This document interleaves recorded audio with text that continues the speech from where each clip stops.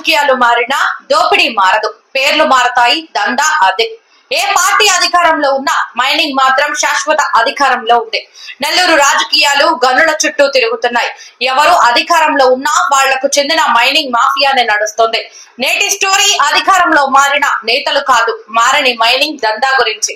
ఎప్పటి నుంచో నెల్లూరు జిల్లాలో మైనింగ్ అనేది ఒక శక్తివంతమైన రాజకీయ ఆయుధంగా మారిపోయింది. గనులు ఏవైనా కావచ్చు, దానిపై కంట్రోల్ మాత్రం రాజకీయ నాయకులదే. వైసీపీ అధికారంలో ఉన్నప్పుడు కాకాని అనిల్ కుమార్ యాదవ్ కీలక పాత్ర వహించారు.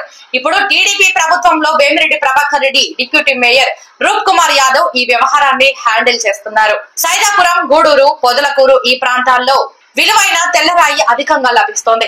40కి పైగా గనులు రన్ అవుతున్నాయి. కొన్ని మూతపడిన గనులైనా దాంతో లాభాలు మాత్రం బూడిద కాదు.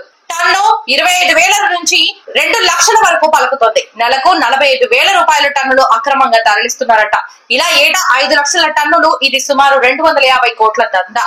వైసీపీ హయాంలో అనిల్ కుమార్ యాదవ్ హస్తగతం చేసుకున్న గనులే ఇప్పుడు టీడీపీ హయాంలో వేమిరెడ్డి రూప్ కుమార్ చేతిలోకి మారాయి అన్నది రాజకీయ వర్గాల విశ్లేషణ. రూప్ కుమార్ కు మైనింగ్ మీద టెక్నికల్ నాలెడ్జ్ ఉండడంతో వేమిరెడ్డి డైరెక్ట్ గా ఎంటర్ కాకుండా వెనుక నుంచి ఆడిస్తున్నారు అన్నది అందరూ చెబుతున్న మాట. కేంద్రం నుంచి నోటిఫికేషన్ రాకముందే లీజ్ గడువు ముగిసిన ఖనిజాలపై కన్నేసిన టీడీపీ నేతలు ఇది నిజమా అపవాదా అనేది ప్రజల పరిశీలనకు వదిలేస్తాం.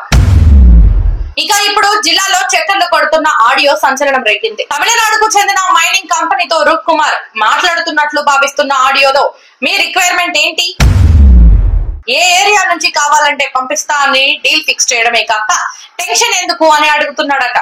ఈ వ్యవహారాలపై రైతు జమీన్ అనే లోకల్ పత్రిక సంపాదకీయం రాసింది. వెంటనే దాన్ని ఖండిస్తూ సంపాదకుడి వద్దకు వెళ్లి రూప్ కుమార్ యాదవ్ లైవ్ ధమ్కి ఇచ్చారట. ఆధారాలు చూపించండి, లేకపోతే క్షమాపణ చెప్పండి అంటూ మీడియా స్వేచ్ఛపై ప్రత్యక్ష బెదిరింపులు. ఈ స్కామ్ లో వైసీపీ మాజీ మంత్రులు కాకాని గోవర్ధన్ రెడ్డి, అనిల్ యాదవ్ పై కేసులు నమోదయ్యాయి.